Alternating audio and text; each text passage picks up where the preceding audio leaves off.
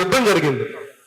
ఒక రాజు ఇంకొక రాజ్యం మీద దండెత్తడానికి వెళ్ళి సముద్రాన్ని దాటి వాళ్ళ సైనికులకు ఒక మాట చెప్పాడు, మనం 4 పడవల్లో వచ్చాం, మిత్రులందరూ గమనించాలి, 4 పడవల్లో వచ్చాం, ఈ 4 పడవల్ని కాల్చి తగలబెట్టేసేయండి అని చెప్పాడు.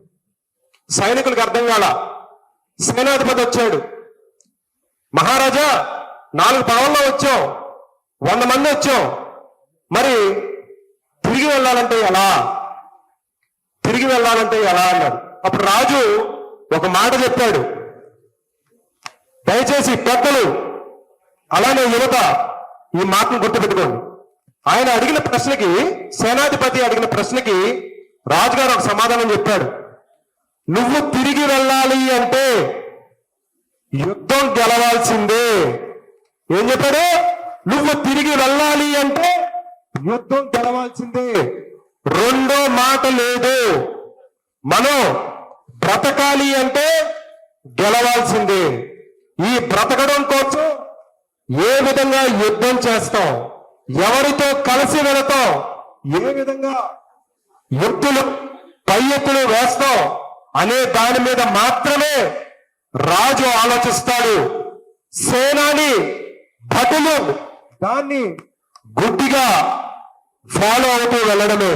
బ్రతకాలి అంటే గెలవాలి అనేటువంటి సూత్రాన్ని మన అందరం కూడా అలవర్చుకోవాలి. ఆ సూత్రాన్ని మనం నరాన నింపుకొని మన రాజు ఎప్పుడూ కూడా బ్రతికే ఉండాలి. రాజు లేని సైన్యం చిన్నాభిన్నం అవుతుంది. రాజుకి ఎప్పుడైతే మనం కంచుకోటగా ఉంటామో రాజు రాజ్యాన్ని గెలవడానికి చాలా సులువవుతుంది. అయితే మన ముందున్నటువంటి మార్గాలు 2.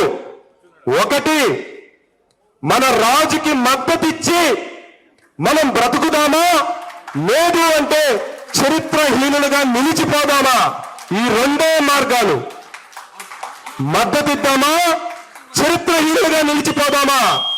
ఈ 2 మార్గాల్లో మనం ఏ మార్గం ఎంచుకుంటాం అనేది ఈ రోజు మనం డిసైడ్ చేసుకోవాలి. ఎస్, మనకి గెలిపే ముఖ్యం. అంటే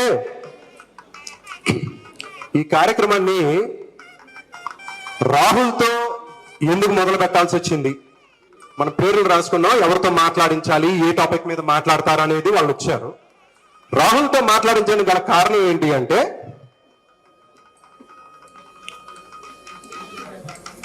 కాపు పెద్దలు, కాపు యువత ఈ రోజున మీరు డిసైడ్ అవ్వండి. ఏం డిసైడ్ అవ్వాలి? నువ్వు ఎవరికి సపోర్ట్ చేయాలి?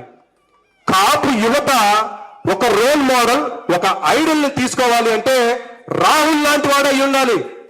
అంతేగాని ఒక గంజాయి సప్లై చేసేవాడు కాదు.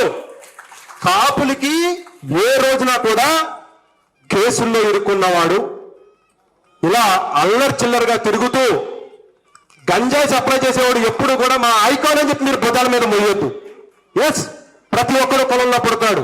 కులంలో పుట్టిన ప్రతి ఒక్కరు మంచోడు కాదు, చెడ్డోడు కాదు.